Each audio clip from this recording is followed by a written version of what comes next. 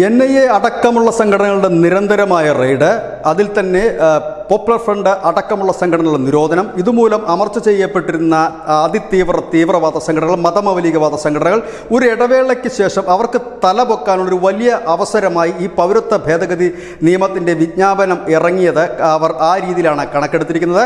അതായത് വീണ്ടും ഈ സാധാരണപ്പെട്ട ആളുകളുടെ ഇടയിൽ, പ്രത്യേകിച്ച് മുസ്ലിം സമുദായത്തിനിടയിൽ സജീവമാകാൻ കിട്ടുന്ന ഒരു സുവർണ അവസരമായിട്ട് തന്നെയാണ് ഈ നിരോധിത സംഘടനകളും അവരുടെ അനുബന്ധിച്ചിട്ടുള്ള സ്ലീപ്പർ സെല്ലുകളും ഈ അവസരത്തെ ഉപയോഗപ്പെടുത്തുന്നതെന്ന് കേന്ദ്ര സർക്കാർ കരുതുന്നു. ഇന്ത്യൻ സംവിധാനവും അതുകൊണ്ട് തന്നെ ശക്തമായ നിരീക്ഷണമാണ് ഏർപ്പെടുത്തിയിരിക്കുന്നത്.